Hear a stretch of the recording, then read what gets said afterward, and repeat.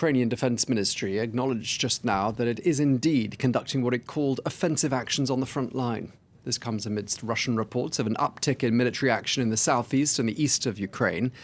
It also comes in the context of speculation that the long-awaited counteroffensive could now be getting started. However, Kyiv has been downplaying the scale of the moves, although the country's military says it has made some progress in and around the city of Bakhmut, taking back territory from the invading Russian forces. For more, I'm joined by Oliver Farry from our International Affairs desk.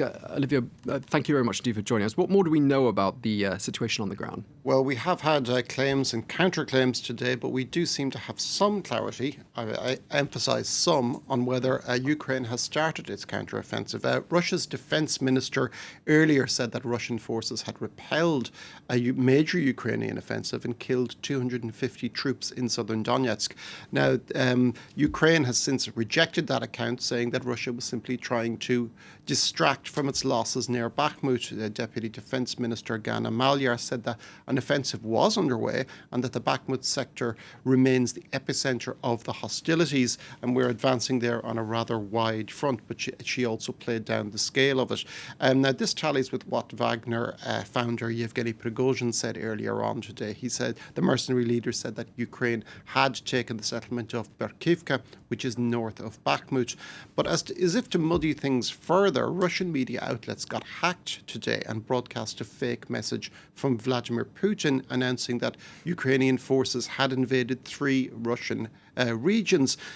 Kremlin spokesman Dmitry Peskov acknowledged the hack. So everything is quite intriguing, and Kyiv's messaging over the past day or so has been quite cryptic as well. Defense Minister Alexei Reznikov on Sunday tweeted a post which quoted lines from the Depeche Mode hit Enjoy the Silence. He said, "Words are very unnecessary, they can only do harm." And this was accompanied by a montage of Ukrainian soldiers urging people to be silent. Now, in one sense, this is perhaps just talking about the need for secrecy in a time of war, but it was probably also trolling Moscow, more or less thumbing the nose at the Kremlin. By highlighting this, Kyiv was probably intimating that perhaps something major was afoot. OK, and across the border from Ukraine, in the Russian region of Belgorod, I mean, people who live in that part of Russia really seem to have been bearing the brunt of these cross-border incursions, haven't they? Yeah, Belgorod has been subject to drone attacks over the past year, but these have been sporadic and isolated.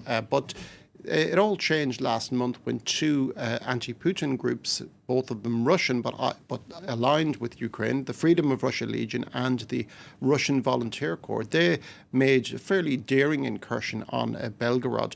The raids have continued, and one of the groups has actually said it captured regular Russian soldiers, and they're trying to trade them for their own prisoners that are held by Wagner. The beleaguered governor of the region, Vyacheslav Gladkov, has also urged residents of the border town of Shebekino to evacuate following intense shelling. Gladkov says the Ukrainian forces have fired 650 shells at the region over the past 24 hours.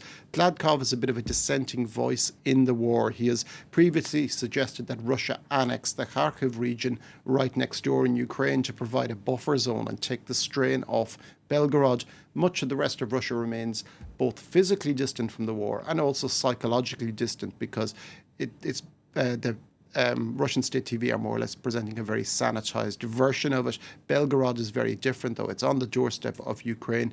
It has been attacked, and the people there have a mounting sense that they're being abandoned by Kremlin and even by their fellow Russian citizens. When Ukrainian drone attacks reached Moscow last month, there was some schadenfreude expressed online by people from Belgorod who were a little bit happy that people in the capital finally got a taste of what they themselves had been putting up with. OK, well, thank you very much indeed for that, Oliver Farry from our International Affairs desk. Thanks a lot.